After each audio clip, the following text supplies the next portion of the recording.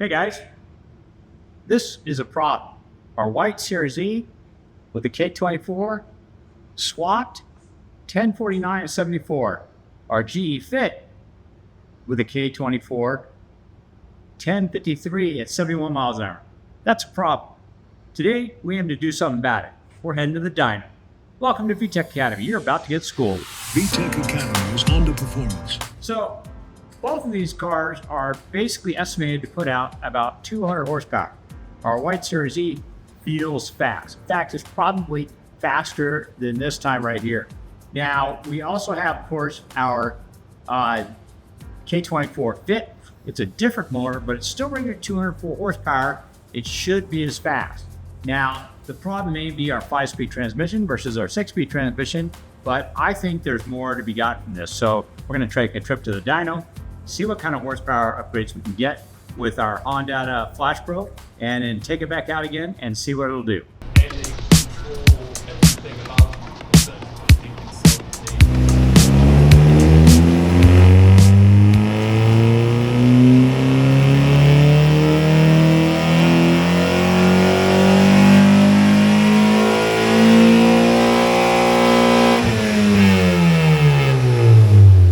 Sound like it did VTEC, but it did.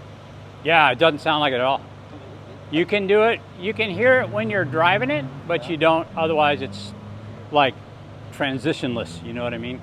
Okay, so our first run was 172 horsepower. Now that figure is low. One of the things wrong is our air-fuel ratios are pretty dramatically off, and that has to do with the fact that the MAF sensor is running through a larger tube, so it doesn't really have a true idea of how much air is getting into the engine. So that kind of creates a little bit of an issue. So now as we switch over to air density and start tuning that way, we should be able to get much better or much closer to the potential of this particular motor. Remember, these things are a little over 200 horsepower in a TSX.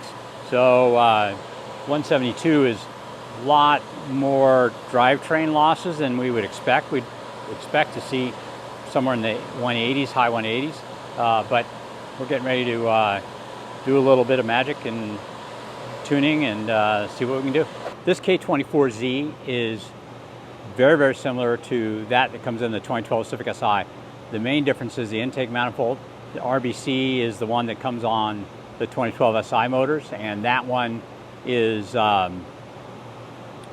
probably a little bit better for high RPM operation. This one's a kind of a snail-shaped one, so it's made more for torque.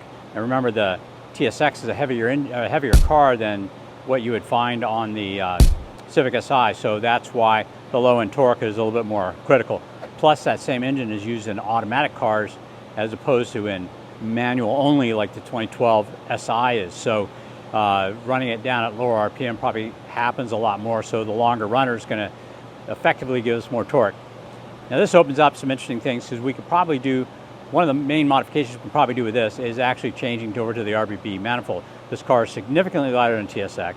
Low-end torque is not as big an issue. So changing to a manifold that works better at high RPM, that's going to be a win for this particular car. So that's one of the modifications we're looking for in the future. Another one is a different catalytic converter. Now we want to have this thing legal to drive, so we need to keep a catalytic converter. But there are catalytic converters that are specifically made for the 2012 Civic Si, and those should basically bolt straight onto this car.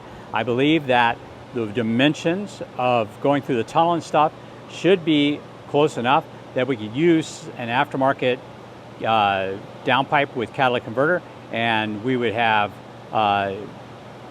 our legality, plus we'd be able to pick up some horsepower. So that's another possible modification to this. The last one really has nothing to do with the engine. I took this thing for a quick spin after I put basically a base map in it that was a little bit more peppy than what we have on the stock tune that you just saw, and that really seems to have woken up the car. But that gear switch from first, second gear, you are so out of VTEC, it's not even funny. And honestly, a 6-speed transmission would really make this car perform a lot better. There would be much less RPM drop between gears, and you know, so you're going to be in the power band much more often with a 6-speed when you're trying to accelerate hard than you would be with this 5-speed. Remember, this is a 5-speed Accord transmission, and basically the stretch from first to fifth gear, spread over 5 gears, is the same as the stretch from first to sixth gear when you use the 6-speed transmission that comes on the 2012 Civic Si. So one of the modifications we're looking forward to doing to this to help perk it up a little bit is actually the 6-speed transmission. Plus that has an LSD, and we all know the LSD means better traction coming out of the hull. That should help significantly as well.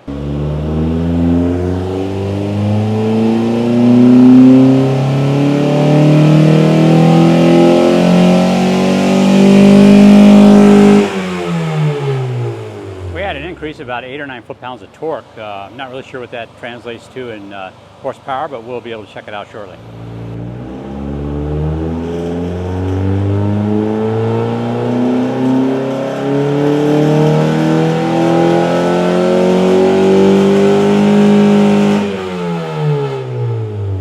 How's that for meta? I'm watching our TSX manual swap while this tuning is going on, and I missed it.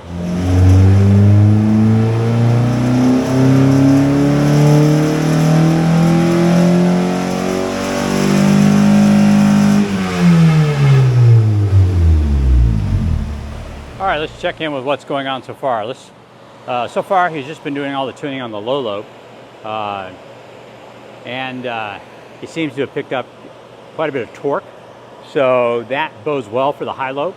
So hopefully we can get up there pretty good with when he starts tuning the high lobe.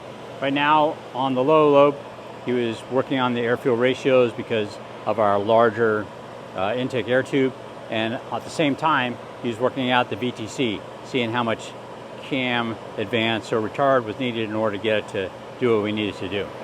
So far so good.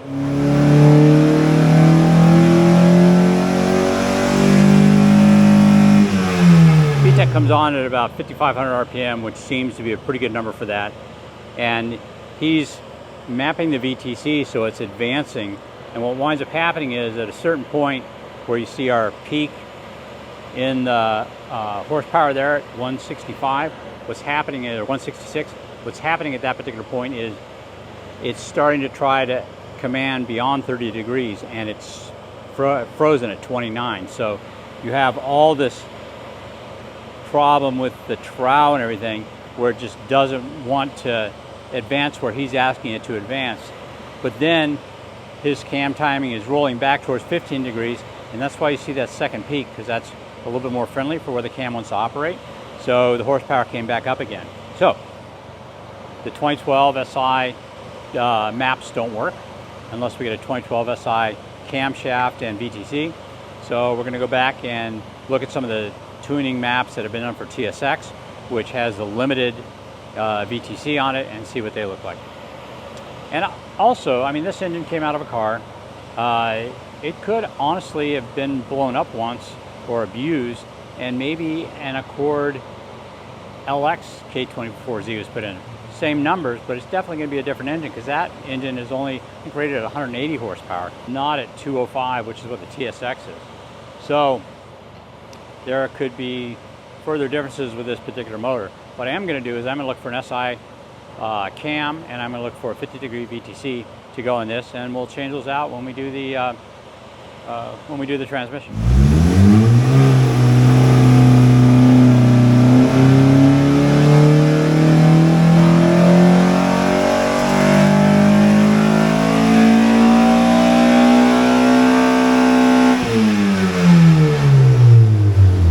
Much better, 187 horsepower. So obviously tuning the cam with TSX-based VTC numbers has improved quite a bit our torque figures. You can see right there where VTEC kicks in, the torque jumps up and stays quite a bit above where it was before. So much, much better.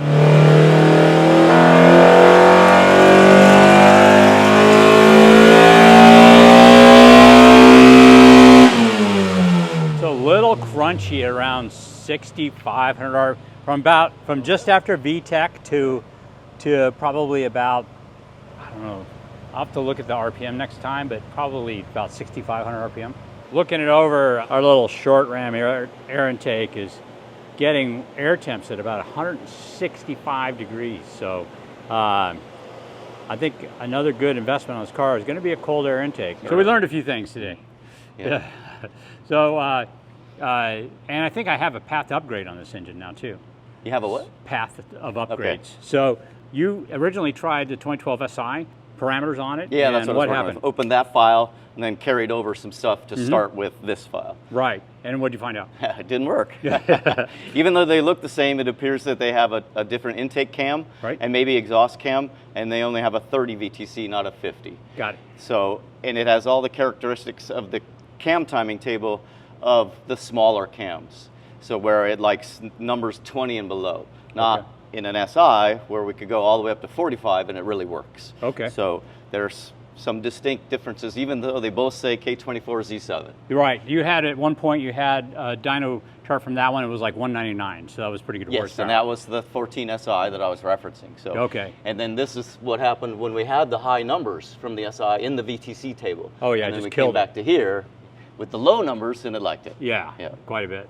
Yeah, So originally I was actually a little bit afraid that it might have had like an LX Accord motor in it, but it looks like it actually has a TSX engine in it. It does. Because we got pretty good horsepower out of it. We wouldn't have got that with the with the that regular, motor. Yeah. Right. So so I think an RBC manifold, I think. Worth a try. I don't know if it'll be as big a help because of the cam. Remember we tried No, it I'll in change the the cams. I'll change Oh, the cams. okay. All right, see if you can find some. SI cams, Yeah. SI VTC, RBC manifold, Yep. and probably an aftermarket cat, like a PRL. Wait, Yeah. is it RV6? I think that's who makes it. Right, that's who Ultimate. makes that, yes. Yeah. So those, I think those things might liven it up a little bit more. Yeah, And then, good upgrade path. Another 20 horsepower probably. oh wow. Yeah. Cool. Yeah. That sounds good.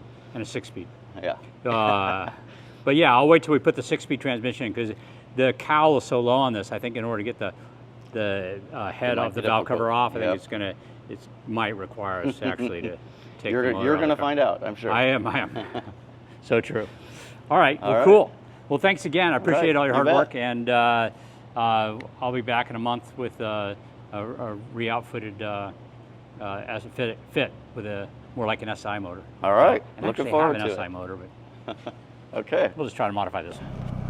Buckle up for safety. Buckle up. Buckle up for safety. Everybody, buckle up. Or buckle up for safety. Even though we're going to do something that's not so safe. All right, should be warmed up by the time we get there. It's pretty warm today.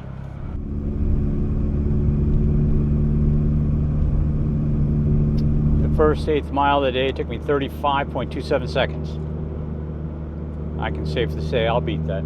Well, driving this home from the dyno, it definitely has more power. It feels a lot zippier, man. I am excited to see what this thing will do. This car may just beat that CRZ. It feels good. Now, as you noticed by the dyno, we did pick up some horsepower. And the horsepower is pretty accurate to what a 205 horsepower at the flywheel would be. That's showing what the transmission or the mechanical losses are. So, you know, I wasn't expecting 205, but we do know we can get over 200 horsepower at the wheels if we make some modifications. So we do have a list of upgrades we can do to this car to make it more peppy. Plus, if you look at Carter's car, which has the SI motor and well, so it has SI cams, also has the RBB manifold on it, that car puts out over 200 horsepower. And I think that that's what the goal should be for this car. So let's let our speedometer or our Solo DL zero out. Here we go. 8th mile. Let's go.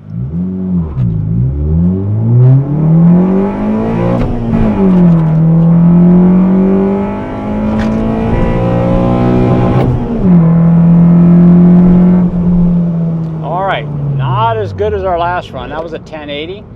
That was a poor launch though. Let's give it another try and see what we can do. 1080, 70 miles an hour. That was yucky. We're ready to go.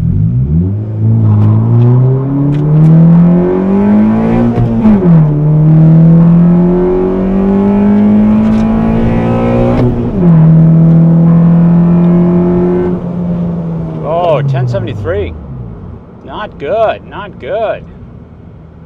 This is actually slower. Huh. I wonder if it's me or if it's the hot weather.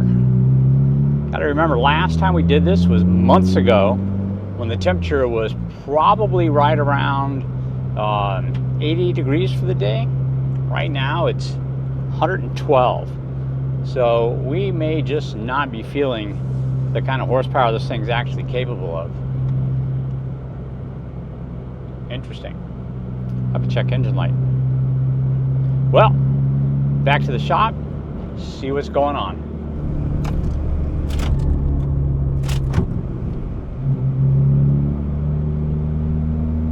That's permanent code.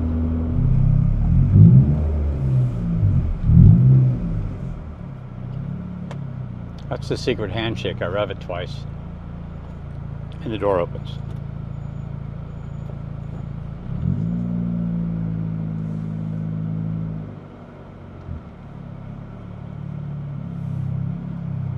All right, I'm going to stall it rather than turn it off so I can leave the ignition on and read the code.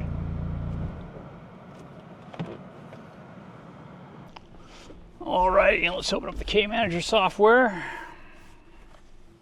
Intake air system leak. Why would that kill VTEC? Because it doesn't know how much air it's getting, so it may have a problem. So that's an interesting... Well, I don't know. Let's see if there's actually a leak.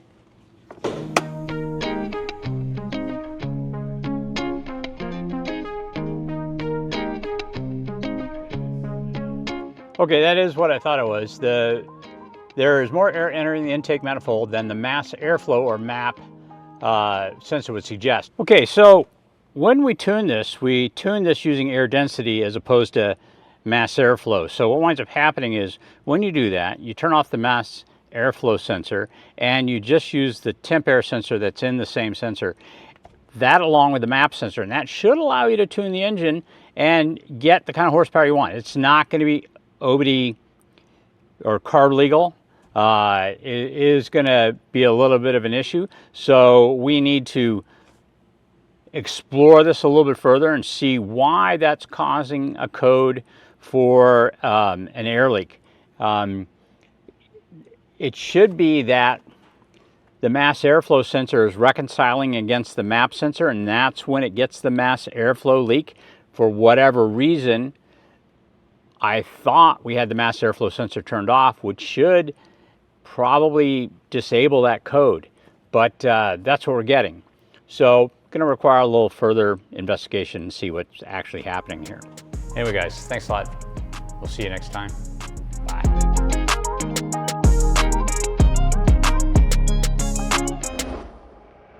Buckle up for safety, buckle up. Buckle up for safety, everybody buckle up.